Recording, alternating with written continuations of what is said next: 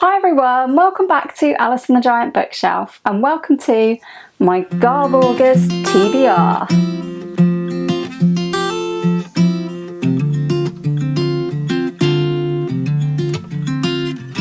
Hi everyone, welcome back to my channel, Alice and the Giant Beep! Or welcome if you are new. My name's Alice and I have way too many books. And today we're going to be talking about a very trashy pile of books that I've been calling the Trash Heap. In case you weren't aware, there is a brand new readathon happening in August called Garbaugust, where the aim is to read garbage or trashy books. And this is the brainchild of criminal mastermind Olly. All of the Dirty Baker's dozen of hosts are going to be linked down below with their trashy Garbaugust names. And do check out everybody's announcements, which I will also link in the description box. A couple of other things that I need to say about Garbaugust first. One is that there is going to be a Garbaugust tag, which will hopefully be coming out next week. And there is also a bingo board to help with your trashy choices. I will show that here somewhere. This was created by Olly. I will also post this on my Instagram and link it down below so that you can go and find it yourself and use it for your trash reading. And the other thing I wanted to mention is that during Garbaugust, I'm going to be trying to make a little bit of Garbaugust content each week. So out of my 2 videos a week, one video should be Garbaugust related and the other video will not. So hopefully I'll be able to keep a clear head, enjoy some really trashy trash, but also carry on enjoying some other books. And any other books that I'm definitely planning to read as buddy reads or group reads in August that are not Garbaugust related are going to be mentioned in a separate video because I felt there was enough to talk about in this Garbaugust one. My Garbaugust TBR. First of all, I have been out buying trash over the past few months, and instead of adding that to my giant TBR, I've been creating a trash pile specifically for Garbaugust.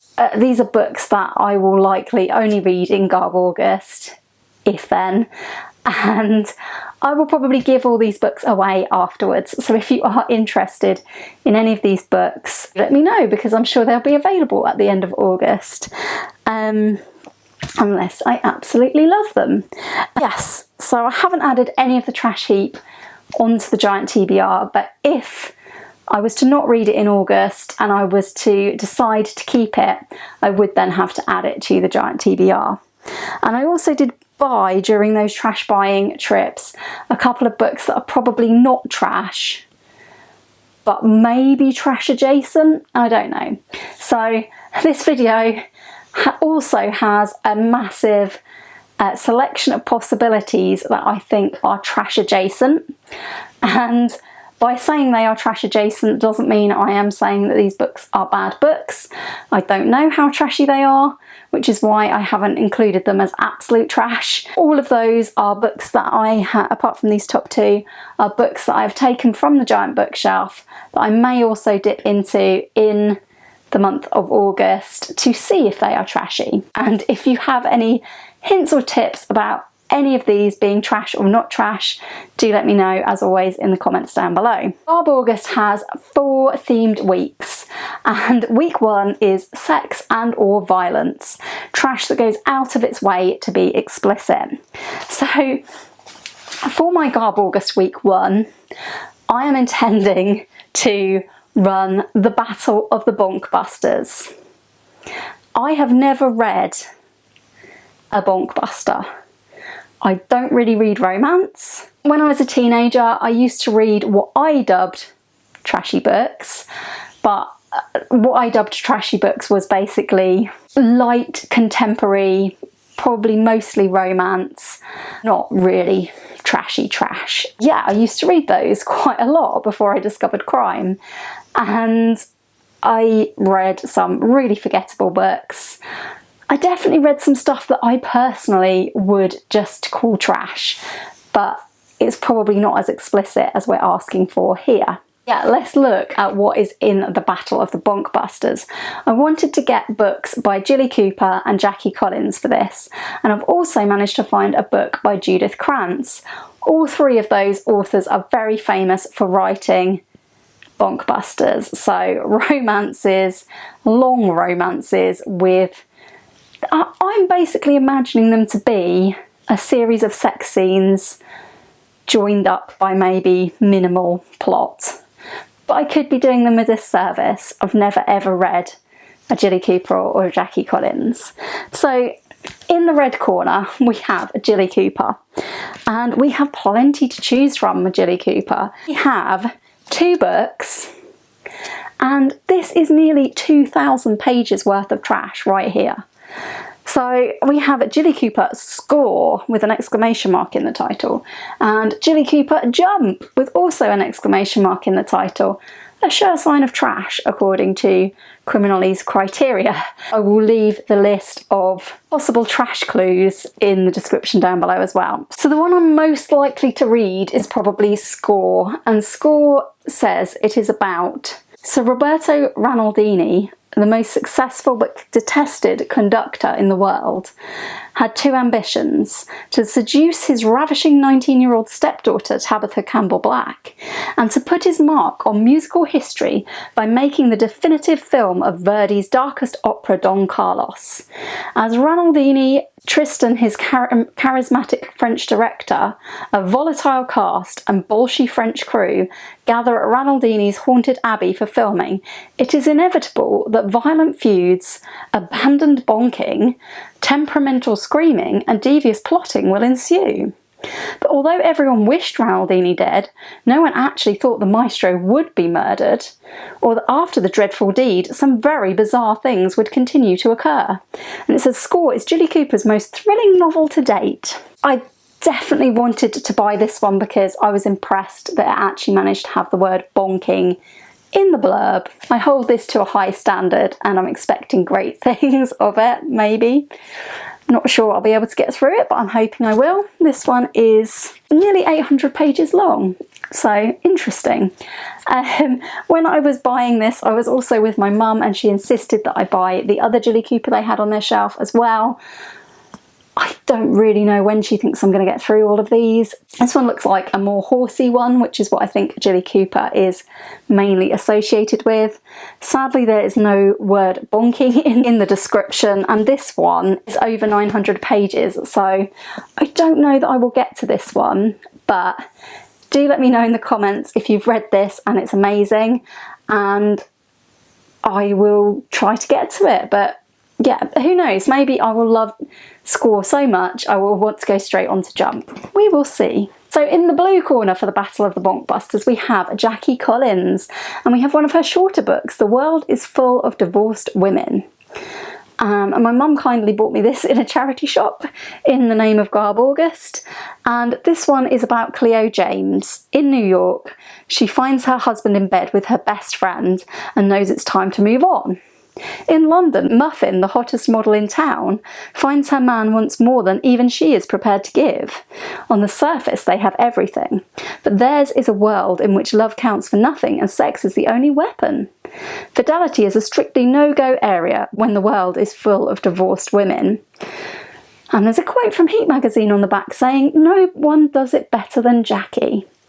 So we will see. I'm very interested to compare Jilly and Jackie and see who comes out best.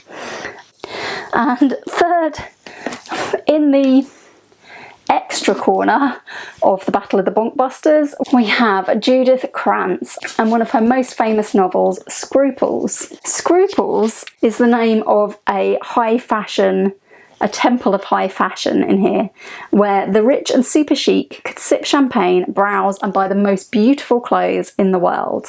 Scruples was the dream child of the fabled Billy Eichhorn, whose ruthless search for fulfillment would lead her from lover to lover before she met the one man who could match her ambition and her passion. Judith Krantz's international bestseller has been made into a popular TV series. So we will see. I think this is probably from the 80s, copyright 1978, and this is nearly 600 pages long as well. I'm really not very sure about this one. I have clearly plenty to read for Sex and Violence week. Okay, week 2 is Vintage Week, and this is trash published before 1980. I don't have this book to hold up, but I have selected Go Ask Alice, which is a book that was published anonymously. This was, I believe, supposed to be a true real-life diary of a 15-year-old girl and her struggles with drugs and dieting and so on. But it all turned out to be a massive fake, and I believe this was published in the 70s, so I'm really hoping to read this. However, there are only 2 copies in the library system where I live, and I put a reserve on one and it didn't come, and I've since checked with them and they have said it's been lost, and I've now got a reserve on the other one and that doesn't seem to be arriving either, so we will see whether I'm able to get a copy of that. I may have to resort to eBay because I am really keen to read that. I think it was mentioned in Bookworm by Lucy Mangan or How to Be a Heroine by Samantha Ellis. Both really good books about books that I liked. If I can't get hold of Go Ask Alice, I also have a Libby reserve for an ebook for the Travis McGee series by John D. MacDonald, which I've been recommended as a potentially trashy crime series.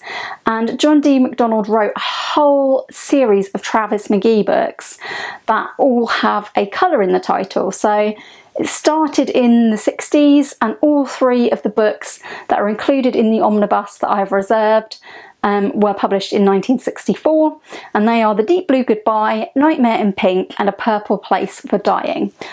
I don't really know anything much about these books, but thank you to Janelle at Too Fond of Books for recommending me these, which she said her husband has read and enjoyed, when I was looking for some mystery or crime that would be trashy enough. So week 3 is anything goes as long as it's trash, and I have got a book from my own bookshelves for this, which I did show in another video, but it's Heat Rises by Richard Castle. There's been a lot of talk on BookTube about books that are based on television series as being trash, especially ones that are not even based on an actual episode, they are spin-offs. What's interesting about the Castle series is that Castle was a TV series where Richard Castle, the protagonist, was a novelist. He was shadowing, I can't remember the detective lady's name, on the police force so that he could write a novel about her. He then wrote Heat Wave, which was followed up by Naked Heat, and the 3rd book was Heat Rises. And he was either writing or had written these books in the TV series, and the books were actually produced and published.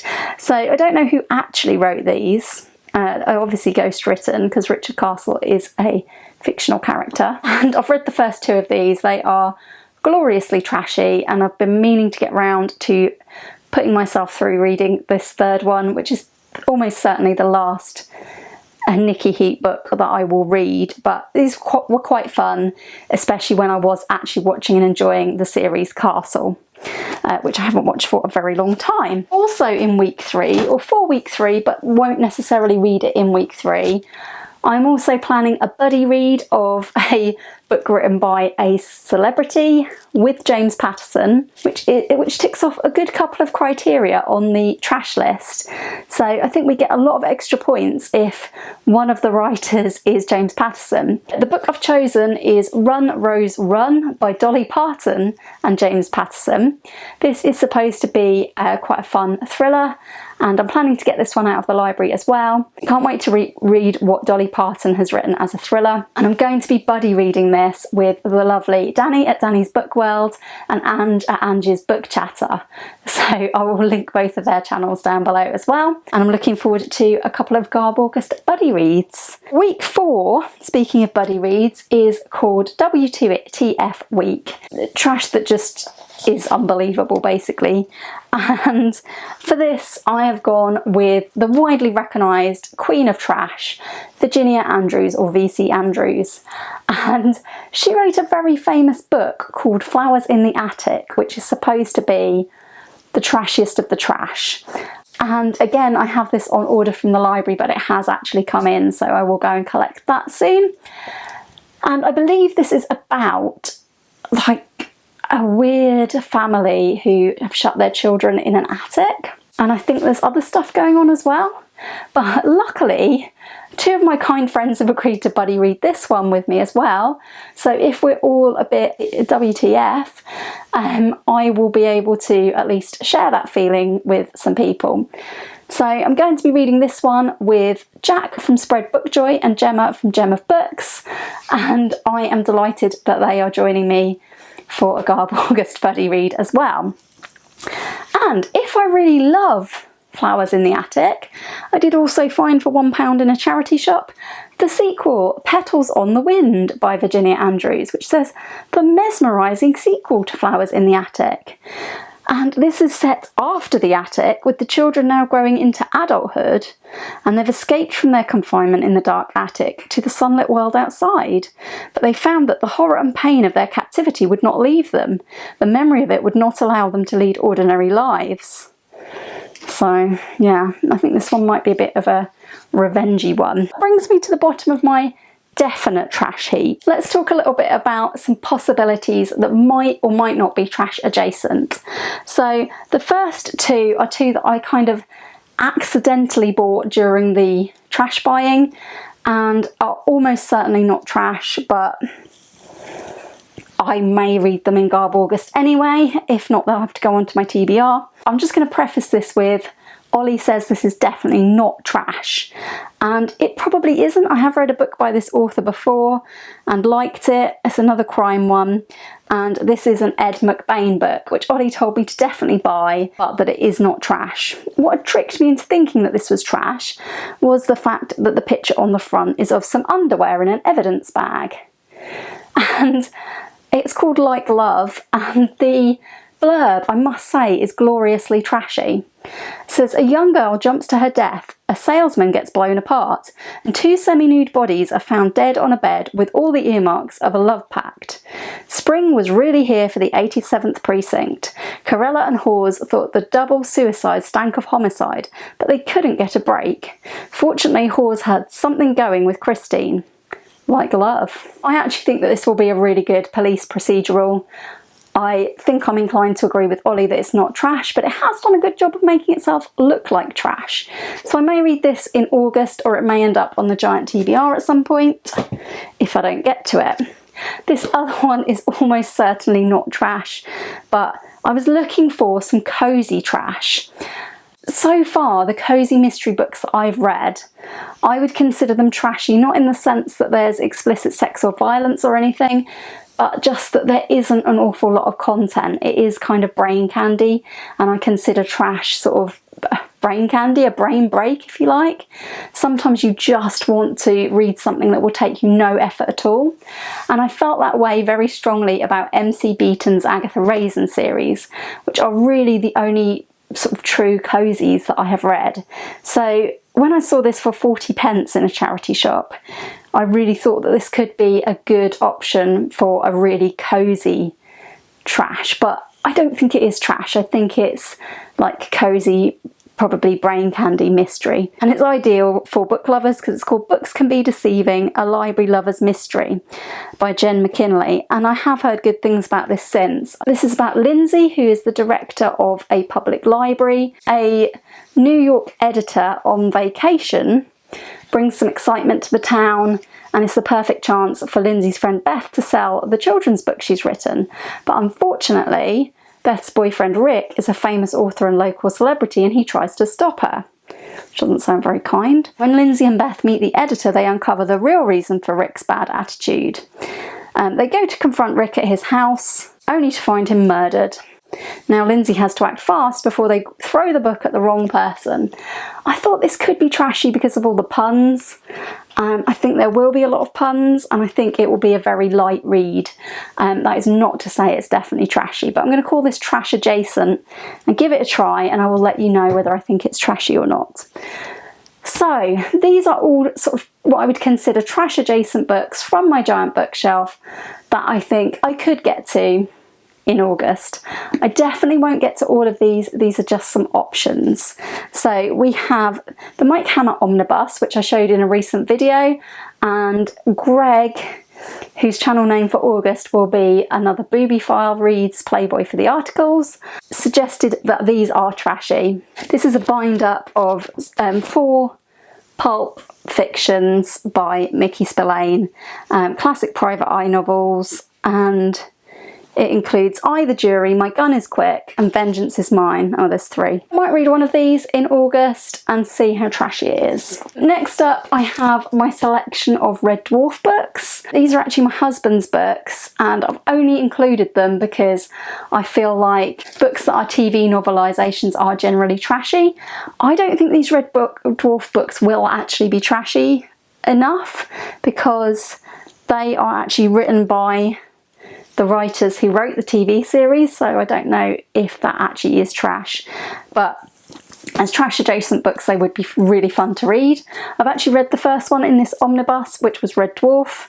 The second one is Better Than Life, which I still need to read, and I also have Backwards, which was a hilarious episode of Red Dwarf, and Last Human. So I may read one of these for a little bit of light relief in August. And my final 3 selections are all from vampire series that I have read. And the first series I think is trashy, but only because I think it has no literary merit whatsoever. But I still have read quite a few books of it. This House of the Night series by PC and Kristen Cast. I apologise in advance if you think that this is a great work of literature. I personally don't, but like I say, they are entertaining and I've read quite a few of them. This is the one I've got up to, which is Burned.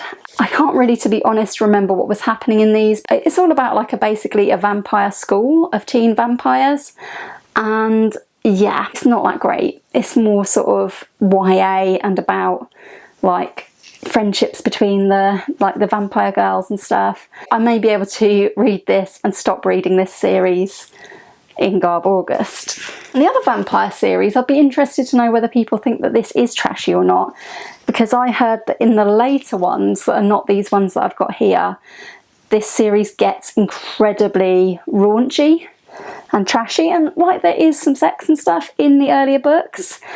One of the things on the bingo and on the list of things that were trashy was a shifter romance, and I don't think these are as such shifter romance, but there are shifters in them. And Anita Blake, although she is like an executioner of vampires, she has started sleeping with monsters. She sleeps with vampires mainly, but I think there are definitely shifters in this as well. But the ones I have are Burnt Offerings and The Killing Dance. At one point I was just really enjoying this series and read several of them. And the final vampire series actually that I could get to, I think is probably too well thought of to be trashy, but you tell me, and that is Charlaine Harris's Sookie Stackhouse series. And there are definitely trashy elements to this. There's a lot of sex, there is definitely shifter romances in these, and there's a lot of vampires, so it could be trashy. This is the book of short stories. I need to read this so that I can catch up with the Out of the Coffin read-along, because when I first read the Sookie Stackhouse series, I thought that there was only 10 books in it. It turns out that more got written, so there's now 13, and I own 2 of the 3 that I need to read, so I'm waiting for the point at which Out of the Coffin reads that. And Out of the Coffin is a read-along hosted by BookTube with Amy and also Angie's Book Chatter. I think I will probably attempt to read the short story collection during Garbaugust so that I can get into the Sookie Stackhouse mood before starting to read the final books. That is all of the trash that I could find in my local charity shops, in my library, and on my giant bookshelf. I hope you'll be joining in with Garbaugust. You only have to read one trashy book to join in. It should be a lot of fun. If you've liked this very long and rambling TBR video, please do give it a like. Please do consider subscribing if you haven't already, and please do remember to check out the other Garbaugust hosts in the description down below. Do comment if you've read any of these. Do comment with your opinions on whether any of these are trashier than others, and with any you think that I should prioritise. That's all from me today. Thanks for watching, and I do hope you'll join me again soon for another video all about books here on Alice and the Giant Bookshelf. Bye for now.